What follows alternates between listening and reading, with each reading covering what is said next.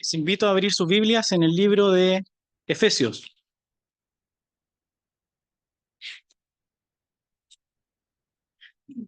Vamos a leer un pasaje en Efesios, el capítulo 5.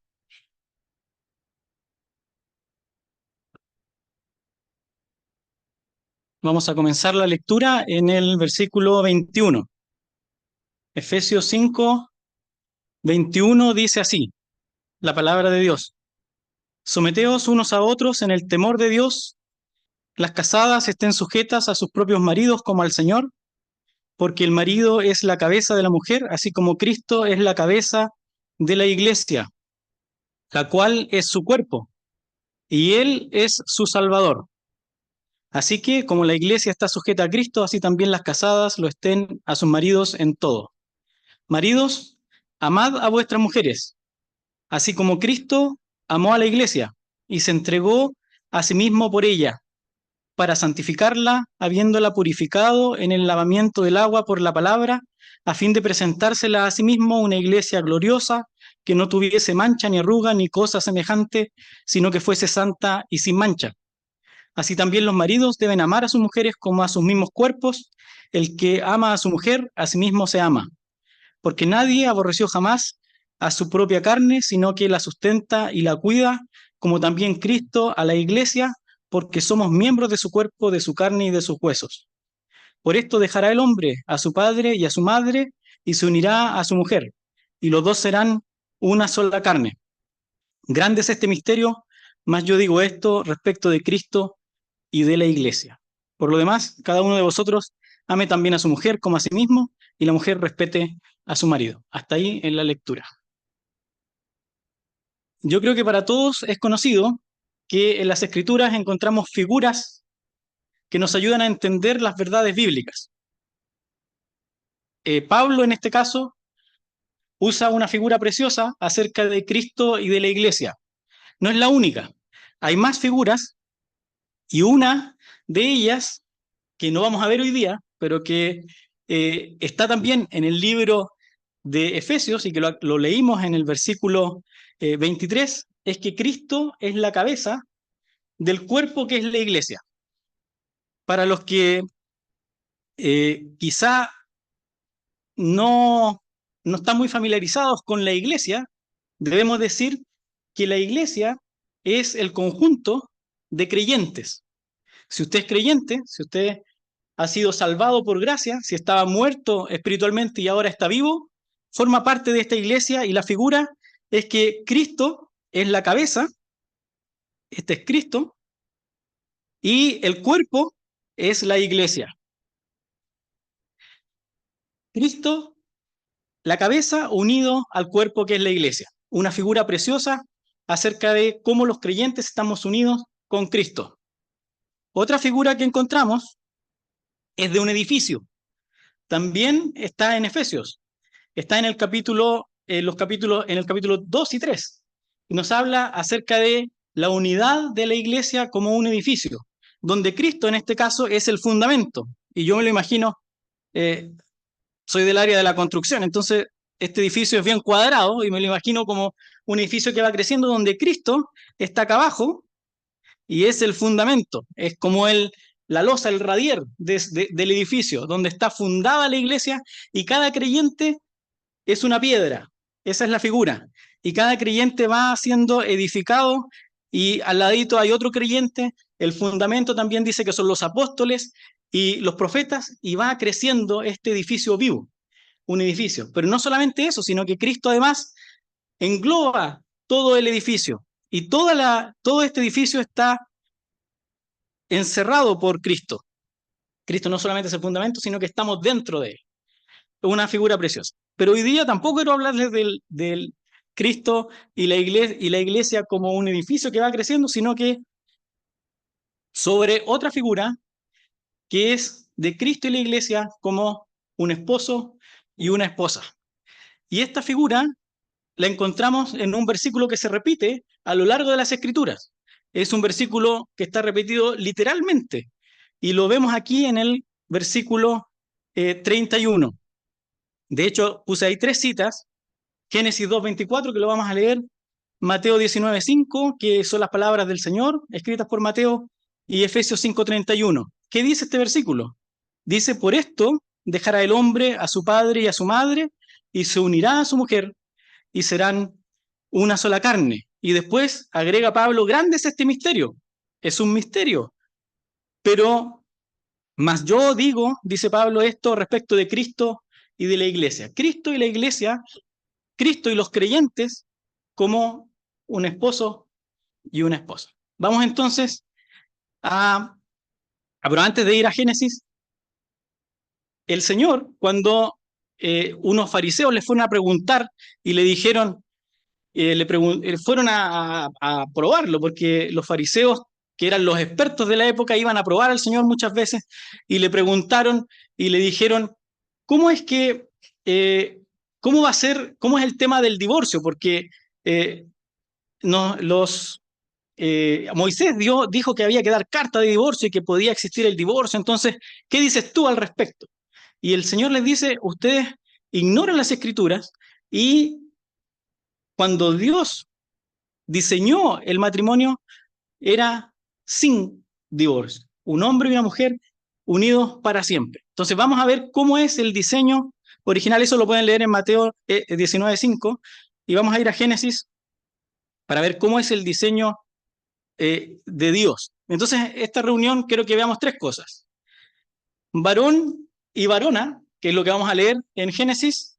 Luego, y esto sucedió en el principio, cuando Dios crea al hombre y a la mujer. Luego, Cristo, que amó a la iglesia y dio su vida por ella, y ese es el momento en que Cristo ofrece su vida para que nosotros, su iglesia, los creyentes, podamos pertenecer a ese cuerpo y estar unidos a él. Y finalmente, cuando Cristo se presenta a sí mismo, a su iglesia, que va a suceder en un tiempo futuro que esperamos que sea pronto, porque Él viene a buscarnos para estar para siempre con Él en su presencia. Partamos con varón y varona, que es el diseño de cómo Dios pensó en el matrimonio, y cómo es que esto también nos da muchas lecciones a nosotros, y es un ejemplo precioso de la unión de Cristo y de la iglesia. Leamos en Génesis 2 y vamos a comenzar la lectura en el versículo 21. Dice, entonces, Génesis 2:21 dice, entonces Jehová Dios hizo caer sueño profundo sobre Adán, mientras éste dormía, y tomó una de sus costillas, y cerró la carne en su lugar, y de la costilla que Jehová Dios tomó del hombre, hizo una mujer, y la trajo al hombre. Dijo entonces Adán, esto es ahora hueso de mis huesos, y carne de mi carne. Esta será llamada varona, porque del varón fue tomada. Por tanto, dejará el hombre a su padre y a su madre, y se unirá a su mujer, y serán una sola carne. Varón y varona, el diseño divino del matrimonio. El Señor mismo lo dijo en Mateo. Al principio no fue así, como ustedes, por causa del pecado, y de las transgresiones, Moisés tuvo que dar carta de divorcio. Pero al principio no fue así. ¿Cuál fue el diseño? Dios crea al hombre, y el relato lo vemos en Génesis. El mismo capítulo 2 nos muestra que Dios crea al hombre del polvo de la tierra. Y no solamente lo crea, sino que lo pone en un huerto. Así que el hombre está con todo lo que necesita. Piensa en esto, el hombre tiene un huerto donde puede vivir, esa es su casa, tiene también, ese es su hogar, tiene también trabajo, se le dio el trabajo de colocarle nombre a los animales, también está ahí descrito en el capítulo 2. O sea, tiene un hogar y tiene trabajo, no está ocioso, está trabajando. Y además, eh, está con salud, porque tiene también de todo para comer, no le hace falta nada, tiene sustento y tiene salud. Seguramente tampoco sufría de enfermedades como las sufrimos nosotros ahora. Tiene hogar, trabajo, sustento y salud. Pero algo le faltaba. No estaba completo. Y Dios dice en el capítulo, al inicio del capítulo, el versículo 18 del capítulo 2, no es bueno que el hombre esté solo. Había algo en la creación que en capítulo 1 todo era bueno, que no era bueno en el capítulo 2. Y esto que no era bueno es que el hombre esté solo. En el diseño divino del matrimonio, el hombre no está solo. El hombre está unido a su mujer. Ese es el diseño. Y entonces se nos relata en los versículos que leímos cómo lo hace Dios para crear a la mujer. Y no le vamos a decir Eva porque Eva es el nombre que se le pone después. Por eso que puse ahí varón y varona. No es Eva todavía. Eva va a ser el nombre que va a recibir, que el hombre le va a poner después de la caída. Entonces tenemos a Adán y la forma particular, muy particular en que fue creada, tiene tres partes. Sueño profundo para Adán, toma una costilla o el costado, lo abre y de ahí hizo y literalmente construyó una mujer. No fue creada igual que como fue creado el hombre. El hombre fue creado del polvo de la tierra, la mujer fue creada del costado de Adán.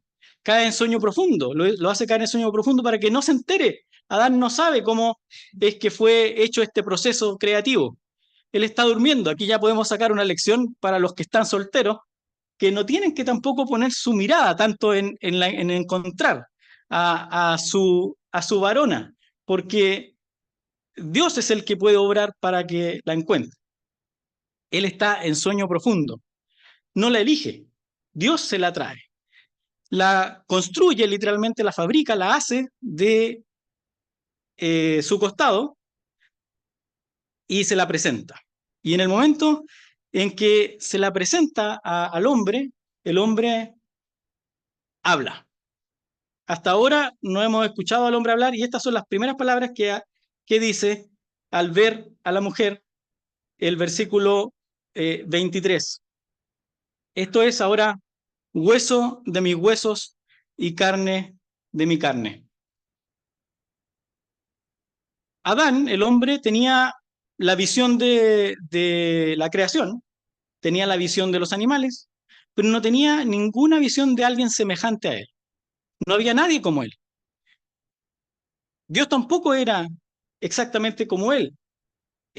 No sabemos cómo habrá sido la relación entre Dios y el hombre, lo escuchaba, pero no había ningún ser semejante a lo que él era. Entonces, al ver a la mujer, se da cuenta y dice, ella es esta mujer que Dios le trajo igual a mí. Es de mi misma naturaleza, es como yo. A eso se refiere. Somos dos, pero en realidad somos iguales. Y esta nueva creación, este concepto de matrimonio, le vamos a llamar persona conyugal, porque en realidad son uno solo, es una sola persona que está formada por dos personas, pero las dos personas ahora actúan juntos. Y los que ya llevan hartos años de matrimonio quizás concuerdan conmigo, yo no llevo tantos, o sea, en realidad sí llevo varios, pero en el tiempo, el, la conciencia de los dos, marido y mujer, se va uniendo. Hasta uno piensa y sabe lo que va a decir la otra persona.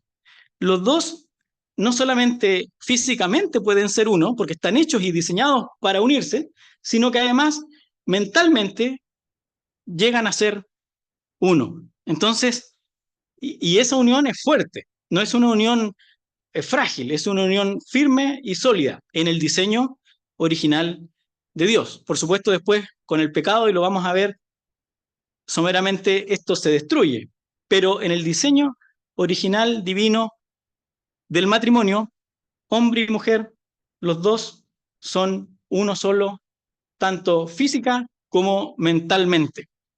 Hueso de mis huesos y carne de mi carne, de la misma naturaleza. Y llegamos al versículo. Dejará el hombre a su padre y a su madre y se unirá a su mujer y serán una sola carne.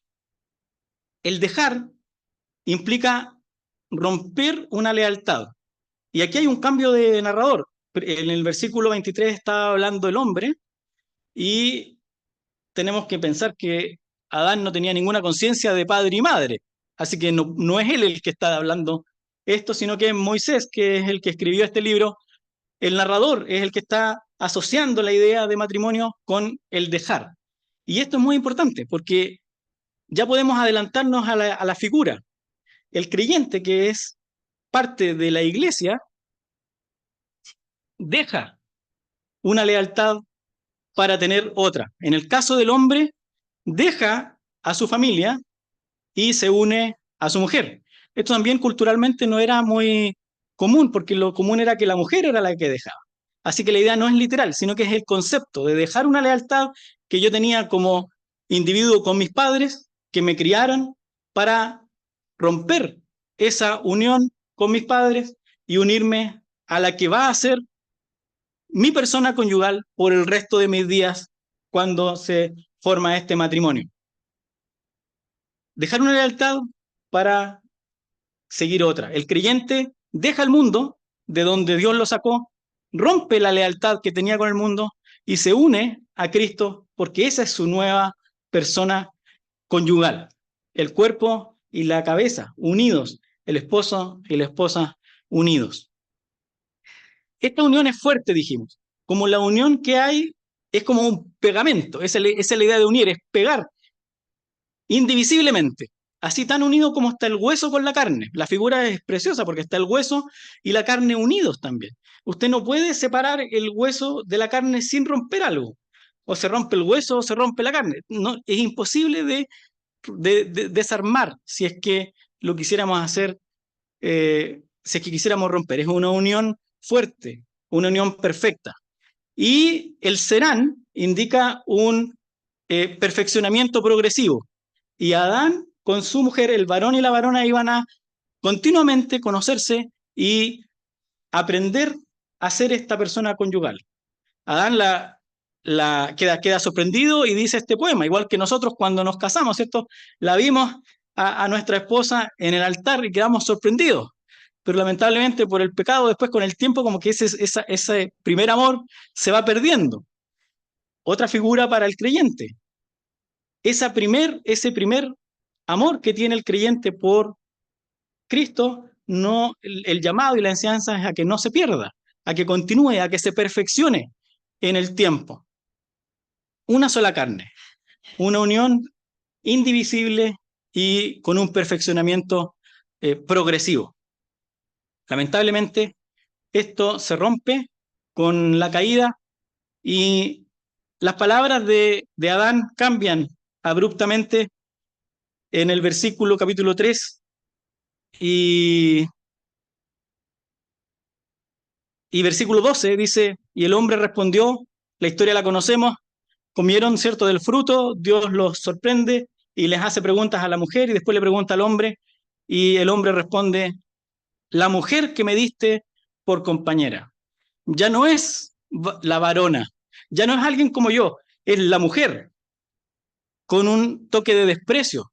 Inmediatamente el pecado es el que logra esto. Y enseguida, desde el varón y varona que tenemos aquí en Génesis, durante toda la creación caída, vamos a encontrar uno tras otro ejemplo de matrimonios fallidos. Desde Adán.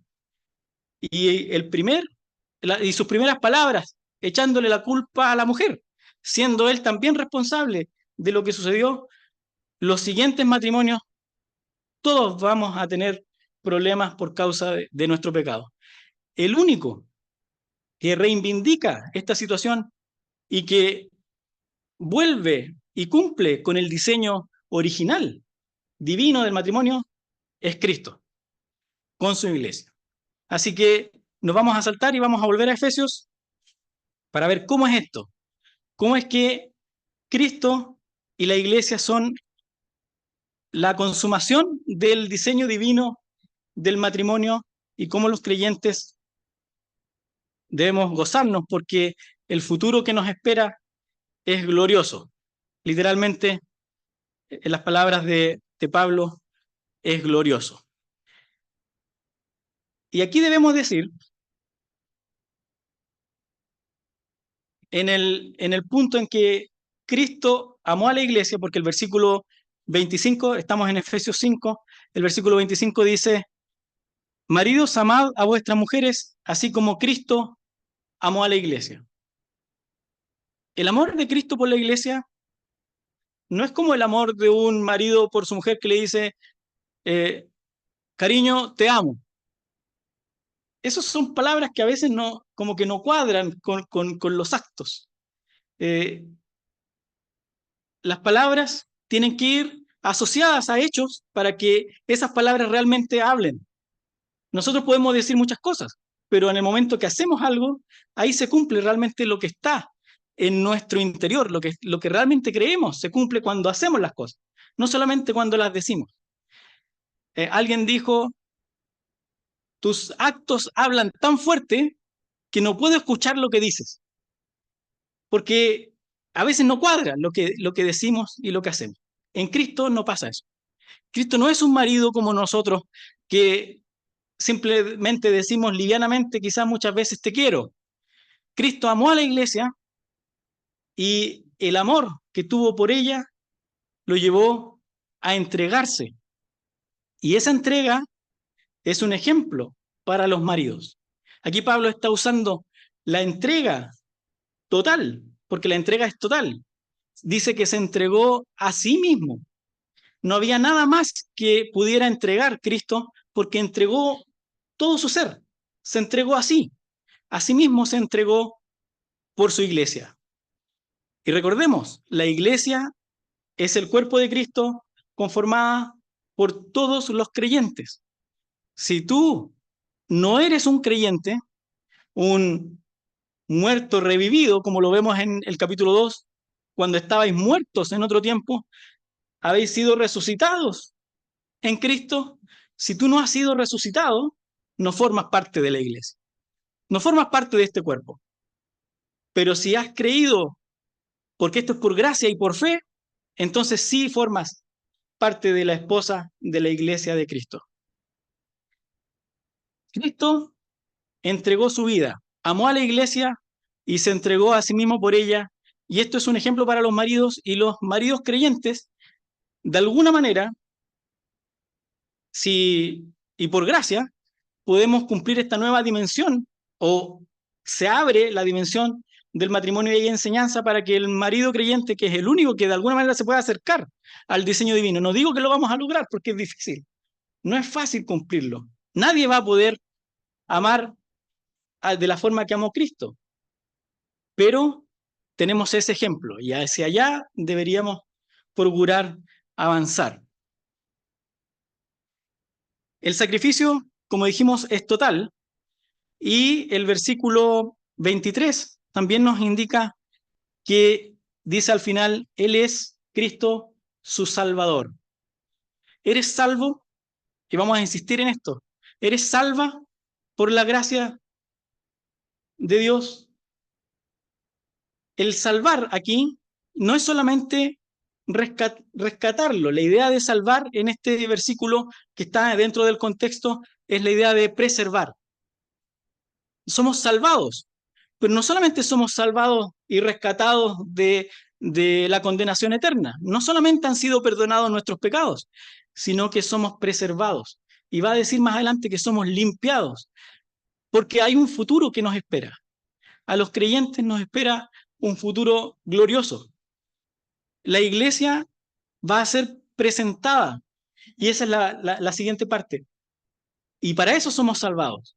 Entonces, Cristo es el preservador, preserva a su iglesia, la cuida, la limpia. Dice el versículo que sigue, estamos en el 25, Cristo, maridos, amad a vuestras mujeres, así como Cristo amó a la iglesia y se entregó a sí mismo por ella, y aquí está la razón. ¿Para qué se entregó por ella? Para santificarla. La salvación, esta preservación, es para santificarla, porque la está preparando para un momento. Y dice que la purifica por la palabra, la purifica en el lavamiento del agua por la palabra. El amor de Cristo se expresa también en esta purificación que hace Cristo para con su iglesia. No solamente nos salva, como ya dijimos, sino que nos preserva, nos purifica. Y esto es por la palabra. Habéis sido lavados, le dice cuando lava los pies a los discípulos, le dice a Pedro, ustedes ya están lavados por la palabra que yo os he dicho. La palabra es poderosa para limpiarnos. La palabra nos limpia, la palabra resucita. Dios le dio el poder a Cristo para que hiciera, y eso lo tenemos en Juan 5, para que hiciera todo lo que ve hacer al Padre. Eso también lo hace el Hijo. Y por su palabra los muertos serán resucitados, dice el pasaje. Si tú eres un pecador y estás convicto de tu pecado, la única manera de que esos pecados sean limpiados es por la acción de Cristo salvándote, resucitándote de los muertos. Esto es con poder, es con un poder supereminente, dice el capítulo 1 de Efesios. Y esto es una expresión también del amor de Cristo. El Señor cuida a su iglesia, la sustenta y la cuida. Nadie, dice el versículo 28, dice, así también, maridos, los maridos deben amar a sus mujeres como a sus mismos cuerpos. El que ama a su mujer, a sí mismo se ama, porque nadie, dice el 29, aborreció jamás su propia carne, sino que la sustenta y la cuida. Los dos ya no son dos, son uno. Así que cuando yo cuido a mi mujer, me estoy cuidando a mí mismo. Y nadie se descuida. Nadie hace cosas que le afecten y que le hagan daño. Por lo tanto, ningún marido en el diseño divino del matrimonio podría hacerle ningún daño a su mujer, porque es como si se lo estuviera haciendo a sí mismo. Son uno, a ese nivel. Lo que le pasa a mi mujer también me pasa a mí. Lo que ella siente, lo que ella sufre, también lo sufro yo, porque son uno.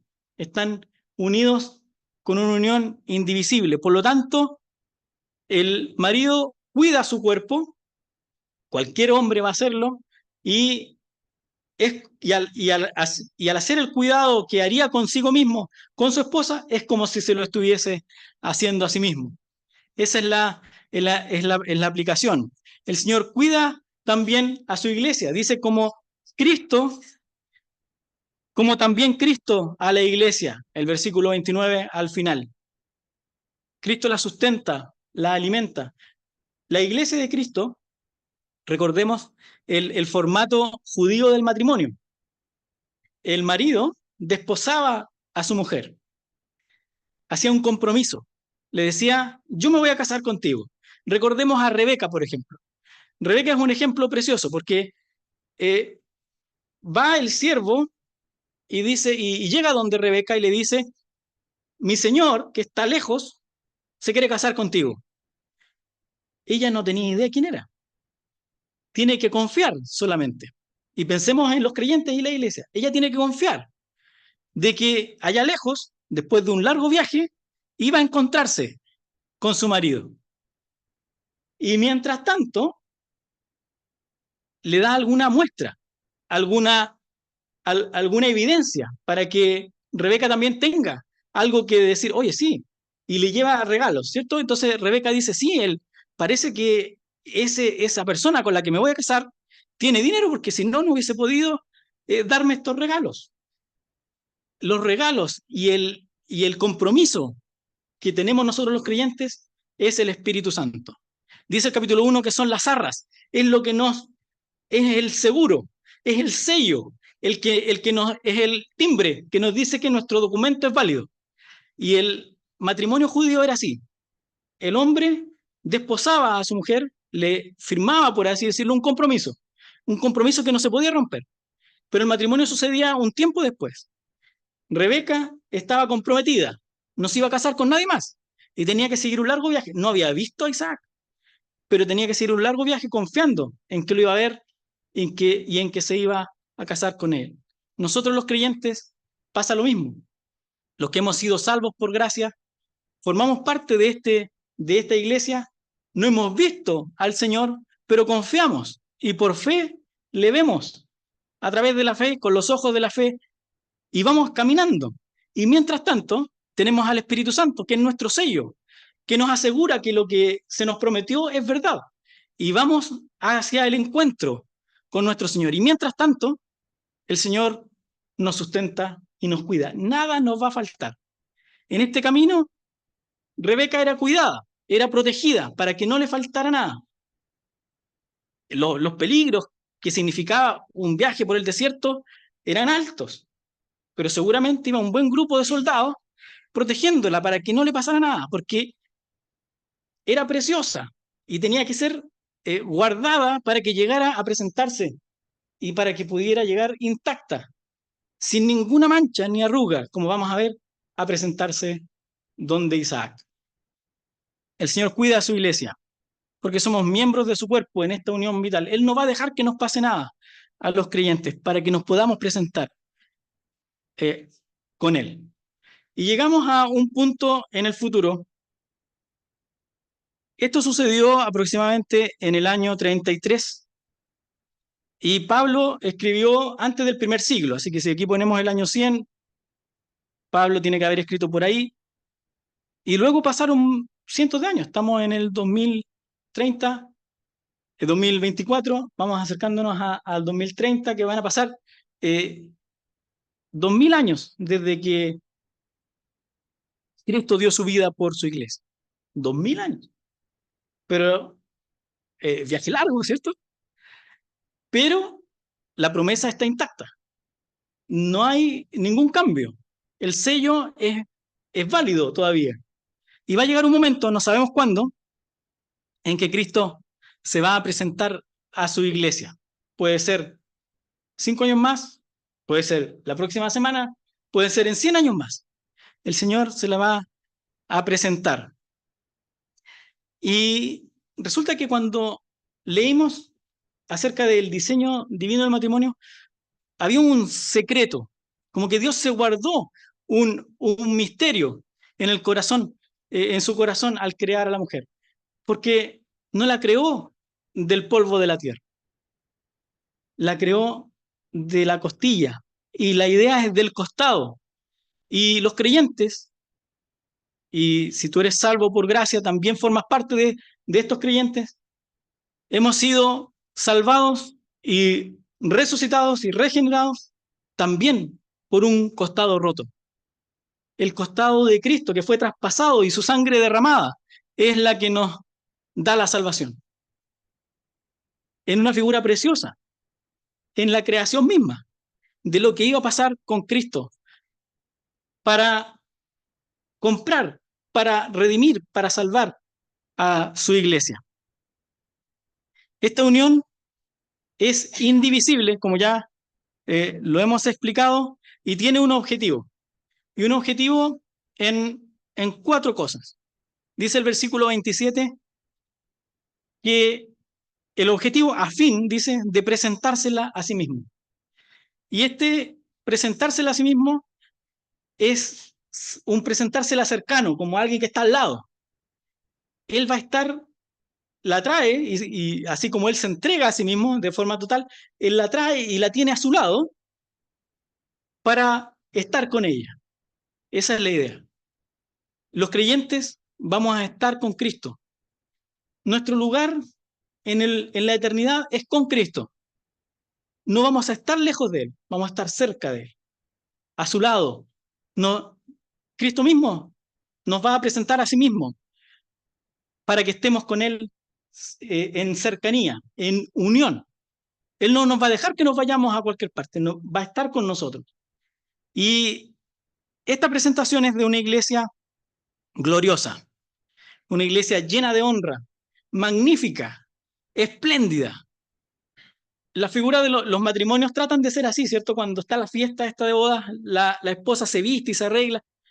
Preciosa, en el tiempo judío también, se arreglaba, se adornaba para que fuera algo magnífico. Si nosotros intentamos arreglarnos, imagínense cómo es el arreglo que nos hace Cristo. Cristo nos sustenta y nos cuida. nos limpia, nos convierte en una iglesia gloriosa. La posición del hombre que estaba muerto en delitos y pecados ahora es una posición gloriosa. Dice el capítulo 1 que estamos sentados en lugares celestiales. O sea, de pasar de estar muertos en delitos y pecados, pasamos a estar sentados en lugares celestiales, resucitados con Cristo. Eso es glorioso. La idea de sin mancha es que no hay ningún atisbo de mugre. El pecado es sucio. El pecado son esas manchas, pero esas manchas fueron limpiadas por la palabra y por el lavamiento del agua. Estamos limpios. Pero no todos, le dice cuando le dice a Pedro, limpios estáis, pero no todos pensando en Judas. ¿Estamos todos limpios aquí? Debería ser nuestra pregunta. ¿Estoy limpio? ¿He sido lavado por la palabra? ¿Estoy siendo santificado por Cristo? Solo el creyente puede hacerlo. El que todavía sigue muerto en sus delitos y pecados, no. La vestidura va a ser sin mancha. No va a haber nadie que forme parte de la iglesia de Cristo que no sea un creyente verdadero. Solo los creyentes verdaderos son los que forman parte de la iglesia, porque es sin mancha, sin arruga. Es como nueva. A los que ya no están saliendo arrugas, uno podría pensar en las arrugas del vestido, ¿cierto? Pero también la idea es de algo que se envejece y que le salen arrugas. A los que ya no salen arrugas, no, a algunos les preocupa más que a otros, pero la iglesia es sin arruga. No hay ningún efecto del paso del tiempo sobre ella. Vamos a estar eternamente sin arruga presentados ante Cristo y sin ninguna culpa ni vergüenza. Este momento, y ahí le puse algunas citas que las puede leer usted en su casa en Apocalipsis, lo conocemos como, en primer lugar, el encuentro va a ser cuando el Señor venga por los suyos. Él viene a las nubes y le vamos a ver, vamos a ser resucitados y transformados, vamos a ser como Él es. Y luego suceden varios eventos y llega un momento que se llama las bodas del Cordero. Y ahí hay una fiesta en el cielo. Y en esa fiesta se presenta a la iglesia junto con Cristo para estar con ella por la eternidad. El privilegio es enorme. No podemos nada más que dar gracias por esta tremenda obra que Cristo realizó en la cruz, por su gran amor con que nos amó, por su cuidado, por el sello del Espíritu Santo que nos ha dejado como un seguro. Si no eres salvo, ¿qué esperas para creer en el Señor, para aceptarle, para que formes parte de esta iglesia preciosa que se va a entregar Cristo, que Cristo se va a presentar, que se la va a presentar a sí mismo? Es una esperanza gloriosa que tiene todo creyente y espero que podamos apreciarla los creyentes, y si alguien en esta sala el día de hoy aún no ha creído, que lo considere, porque no es algo que pueda ser dejado pasar de largo. La oportunidad es ahora. Si no aceptas a Cristo y formas parte de esta iglesia, lo que te espera es el castigo eterno por tu pecado. Nuestro pecado nos condena y Cristo nos vino a rescatar. Si no eres rescatado, si no eres salvado, te espera simplemente el castigo eterno como consecuencia del pecado por un Dios que no puede dejar pasar por alto. Cree en el Señor Jesucristo y forma parte de esta iglesia preciosa que los creyentes ya formamos parte, para que puedas tener una vida completa. Y los que somos maridos, tomemos las lecciones. Hay hartas lecciones para los maridos. No dijimos nada de las lecciones para la mujer, quizás lo podemos ver en otro día.